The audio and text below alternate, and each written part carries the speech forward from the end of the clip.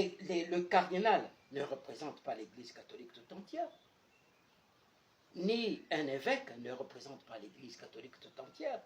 Il représente son diocèse. Le cardinal Ambongo représente l'archidiocèse de Kinshasa et pas autre chose. Monseigneur Cholet ne peut pas, en dehors des assemblées des évêques, en dehors du rapport qu'il doit donner de ce qui s'est passé, se lancer dans des allégations par rapport à la CENI, par rapport à la magistrature, par rapport à l'armée, par rapport à l'administration générale. Non, non, non, non. Il ne peut pas le faire, sauf si le cas a été débattu tel quel dans les assemblées. En dehors de ces cadres-là, il parle en son nom personnel et n'engage pas l'Église catholique de la République démocratique du Congo. Nous prions donc notre public congolais d'éviter de mettre l'Église catholique dans le sac de tous les propos de son éminence, le cardinal Ambongo, tous les propos de Monseigneur, le secrétaire général de la CENCO. Évitez cela.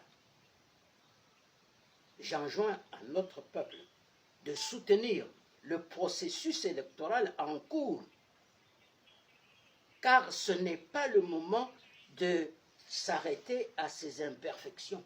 Non, les imperfections d'un service, d'une structure comme celle-là, il y en aura toujours.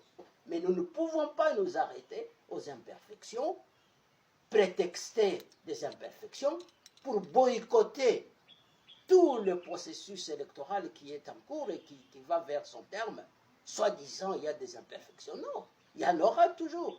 Mais ces imperfections, on les corrige au fur et à mesure. Et nous progressons. Sauf si on est mal intentionné ou si on ferme les yeux exprès. Donc, j'enjoins notre peuple à appuyer les efforts d'aboutissement qui sont faits par la CENI, surtout en ce moment où notre pays est attaqué dans l'Est, attaqué par des prédateurs internationaux, attaqué pour qu'on puisse le disséquer. Ils disent, le Congo, il a des richesses énormes. Il faut qu'on le dépouille de cela.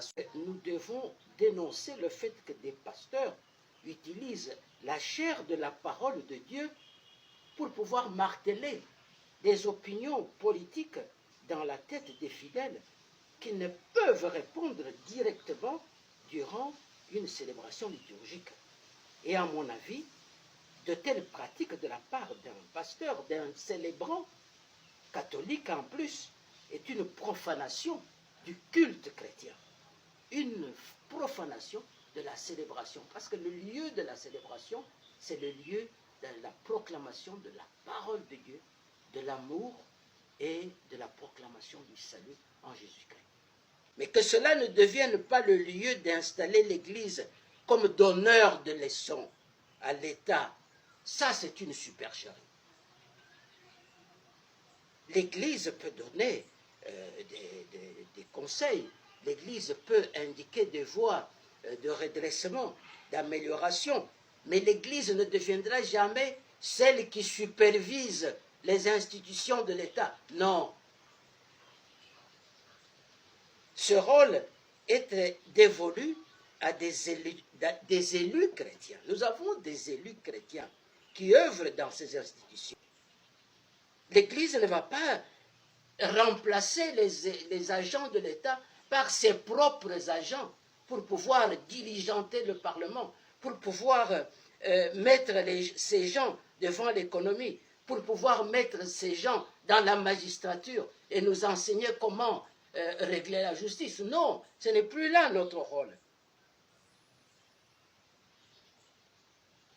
Et puis l'Église ne peut pas nous enseigner la démocratie.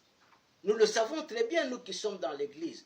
Nous ne vivons pas dans les démocraties dans l'Église. L'évêque dans son diocèse est le plénipotentiaire de tous les domaines. Il est celui qui règle les fonctionnements de la conception pastorale. C'est lui qui est le chef pour l'économie. C'est lui qui est le chef pour l'exécutif. C'est lui qui décide. Il décide pour tout. La même chose, le curé dans une paroisse. Ce n'est pas un fonctionnement démocratique. Et donc, nous ne pouvons pas nous ériger en donneurs de leçons en démocratie, pas du tout. Nous dénonçons des propos qui sont tribalistes. Nous ne pouvons pas trouver dans la bouche d'un prêtre ou d'un pasteur la stigmatisation d'une tribu. Stigmatiser une tribu. Dire par exemple, il y a un Louba qui est à la tête de la CENI, et donc la CENI est devenue otage des Balouba. Non, ça c'est une bavure terrible.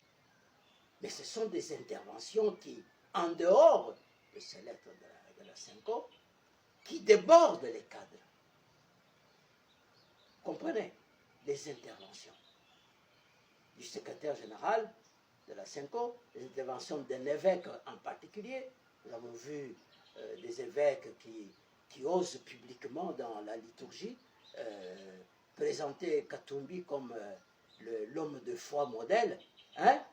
Dans une période électorale, c'est une manière très directe de dire c'est l'homme qu'il faut voter. Et ça, c'est une bavure. Nous ne devrions pas l'accepter. Qu'ils écoutent le discours du pape. Le pape a très bien marqué les limites, les cadres de notre intervention dans la gestion du public pour les pasteurs catholiques. C'est clair. Ne faites pas de la politique. Ça ne veut pas dire ne soyez apolitique. Non, non. Je vous ai dit tout à l'heure, moi, j'ai mes idées politiques, j'ai mes opinions politiques, comme personne. Hein? Mais je ne vais pas utiliser le cadre de la célébration liturgique, le cadre des fidèles qui sont réunis en assemblée pour pouvoir marteler mes opinions politiques. Vous voyez? Donc je leur dis, ne faites pas ça dans la liturgie, faites cela en privé avec vos amis, c'est très bien.